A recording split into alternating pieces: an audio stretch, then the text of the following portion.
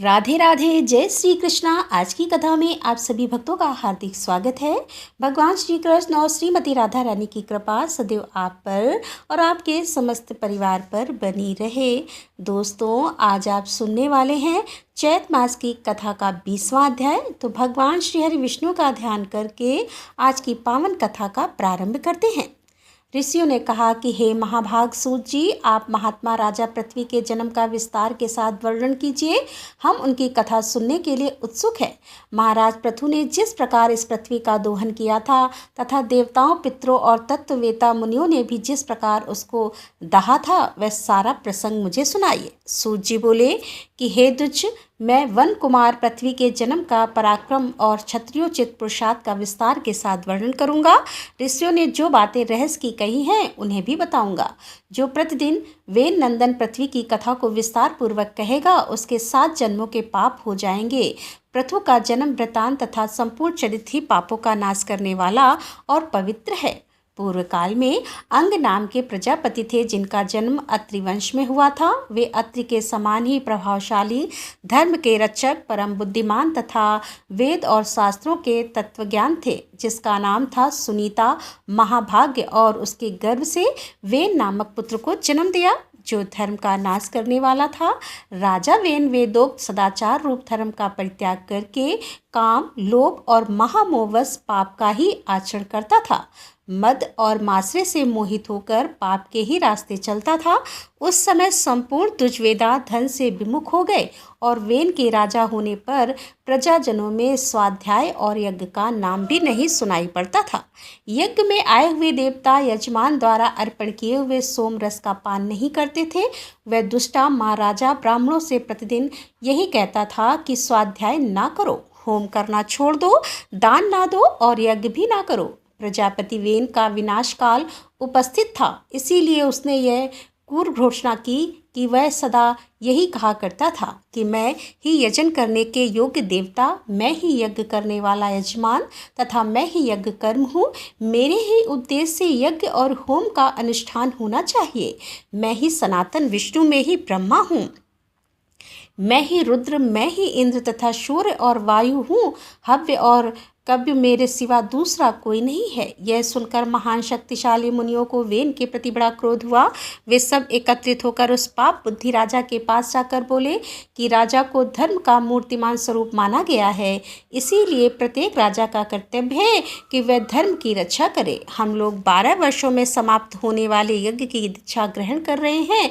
तुम अधर्म ना करो, क्योंकि ऐसा करना सत्पुरुष का धर्म नहीं है। हे महाराज, तुमने यह प्रतिज्ञा की है कि मैं राजा होकर धर्म का पालन करूंगा, अतः उस प्रतिज्ञा के अनुसार धर्म करो और सत्य एवं पुण्य को आचरण में लाओ। ऋषियों की यह बातें सुनकर वह क्रोध में आग बबूला हो उठा और उनकी ओर दृष्टिपात करके द्वितीय यमराज की भांति बोला कि अरे तुम लोग मूर्ख हो क्या? तुम्हारी बुद्धि मारी गई है, अतः निश्चय ही तुम लोग मुझे नहीं जानते। भला ज्ञान, पराक्रम, तपस्या और सत्य के द्वारा मेरी समानता करने वाला इस पृथ्वी पर दूसरा कौन है? मैं ही संपूर्ण भूतों और विशेषता सब धर्मों की उत्पत्ति का कारण हूँ। यदि चाहूँ तो इस पृथ्वी को जला सकता हूँ, जल में दबा सकता हूँ तथा पृथ्वी और आकाश को रोन सकता हूँ।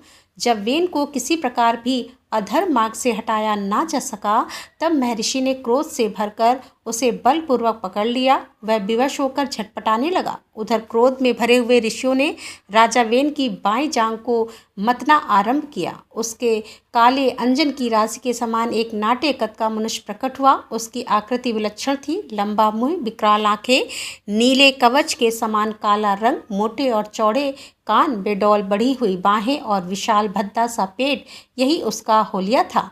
ऋषियों ने उसकी ओर देखा और कहा कि हे निषिद्ध, बैठ जाओ। उनकी बात सुनकर वह भय से व्याकुल होकर बैठ गया। अब ऋषियों ने निषद कहकर उसे बैठने की आज्ञा दी, इसीलिए उसका नाम निषाद पड़ गया।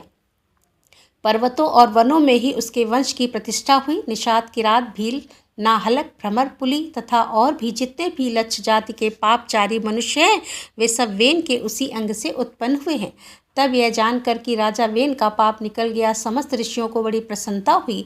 अब उन्होंने राजा के दाहिने हाथ का मंथन आरंभ किया। उससे पहले तो पसीना प्रकट हुआ, किंतु जब पुनः जोर से मंथन किया गया तब वेन के उस सुंदर हाथ से एक पुरुष का प्रादुर्भाव हुआ जो 12 आदित्य के समान तेजस्वी थे। उनके मस्तक पर सूर्य के समान चमचमाता हुआ मुकुट और कानों में कुंडल शोभा पा रहे थे। उन महाबली राजकुमार ने आज गब नाम का आदि धनुष, दिव्य बाण और रक्षा के लिए कांतिमान कवच धारण कर रखे थे।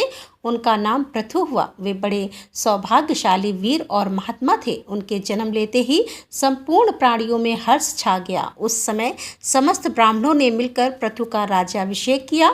तदंतर ब्रह्मा जी, सब देवता तथा नाना प्रकार के स्थावर जंगम प्राणियों ने महाराज पृथु का अभिषेक किया। उनके पिता ने कभी भी संपूर्ण प्रजा को प्रसन्न नहीं किया था, किंतु पृथु ने सबका मनोरंजन किया। इसीलिए सारी प्रजा सुखी होकर आनंद का अनुभव करने लगी। प्रजा का अनुरंजन करने के कारण ही वीर पृथ्वी का नाम राजराज हो गया। हे द्विज, वे उन महात्माओं नरेश के भय से समुद्र का जल भी शांत रहता था जब उनका रथ चलता। उस समय पर्वत दुर्गम मार्ग को छिपाकर उन्हें उत्तम मार्ग देते थे। पृथ्वी बिना जोते ही अनाज तैयार कर देती थी। सर्वत्र गौवें, कामधेनु, गाय थी। मेघ प्रजा की इच्छा के अनुसार वर्षा करता था और संपूर्ण ब्राह्मण और क्षत्रिय देव यज्ञ तथा बड़े बड़े उत्सव किया करते थे। राजा पृथ्वी के शासन काल में वृक्ष इच्छा अनुसार फलते थे। उनके पास जाने से सबकी इच्छा पूर्ण होती थी। देश में ना कभी अकाल पड़ता था, ना कोई बीमारी फैलती थी और ना ही मनुष्यों की अकाल मृत्यु ही होती थी। सब लोग सुख से जीवन बिताते और धर्म अनुष्ठान में लगे रहते थे। ब्राह्मणों प्रजा ने अपनी जीवन रक्षा के लिए पहले जो अन्न का बीज बो रखा था, उसे एक बार यह पृथ्वी पचाक स्थिर हो गई थी। उस समय सारी प्रजा पृथु के पास दौड़ी गई और मुनियों के कथन के अनुसार बोली कि हे राजन, हमारे लिए उत्तम जीविका का प्रबंध कीजिए। तब राजाओं में शेष पृथु ने देखा कि प्रजा के ऊपर बहुत बड़ा भय उपस्थित हुआ है। ये देखकर तथा महर्षियों की बातें मानकर महाराजा पृथु ने धनुष और बाण हाथ में ले लिया और क्रोध में भरकर बड़े वेग से पृथ्वी के ऊपर धावा किया। पृथ्वी गाय का रूप धारण करके तीव्र गति से स्वर्ग की ओर भागी।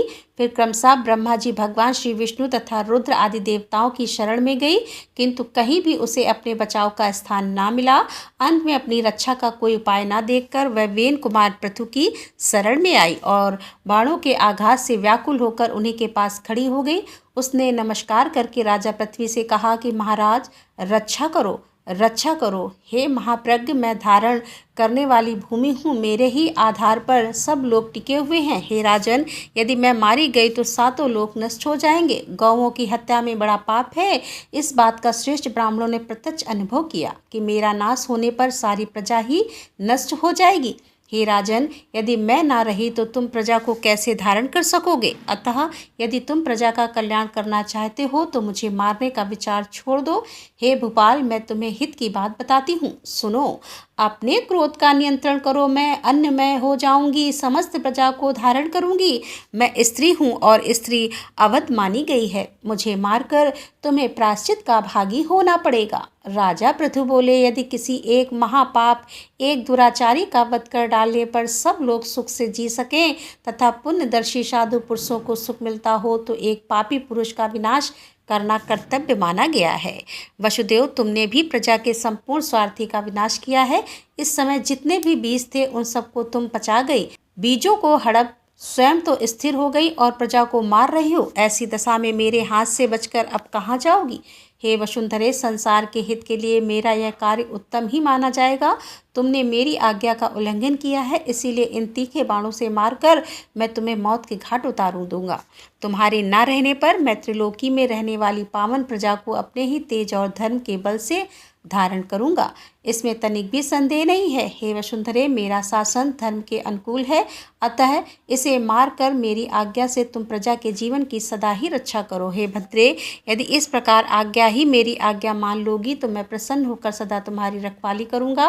पृथ्वी देवी गौ के रूप में खड़ी थी और उनका शरीर बाणों से आच्छादित हो रहा था। उन्होंने धर्मात्मा और परम बुद्धिमान राजा पृथु से कहा कि हे महाराज, तुम्हारी आज्ञा सत्य है और पुण्य से युक्त है, अतः प्रजा के लिए मैं उसका विशेष रूप से पालन करूंगी। हे राजेंद्र, तुम स्वयं ही कोई उपाय सोचो जिससे तुम्हारे सत्य का पालन हो सके और तुम इन प्रजा को भी धारण कर सको और मैं भी जिस प्रकार समूची प्रजा की वृद्धि कर सकूं, ऐसा कोई उपाय बताओ। हे महाराज, मेरे शरीर में तुम्हारे उत्तम बाण धसे हुए हैं, उन्हें निकाल दो और सब ओर से मुझे समतल बना दो, जिससे मेरे भीतर दुग्ध स्थिर रह सके। राधे राधे। जय श्री कृष्णा। आज की कथा का यहीं पर समापन करती हूँ। इसके आगे का वृतांत आप कल की कथा में सुनेंगे। उम्मीद करती हूँ कि आज की कथा आपको जरूर पसंद आई होगी। तो अगर कथा पसंद आती है तो वीडियो को लाइक कीजिए, ज़्यादा से ज़्यादा शेयर कीजिए और हाँ, कमेंट बॉक्स में राधे राधे ज़रूर लिखा कीजिए। तो दोस्तों, मिलते हैं इसके आगे की कथा लेकर। तब तक के लिए राधे राधे। जय श्री कृष्णा। हर हर महादेव। जय भोलेनाथ की।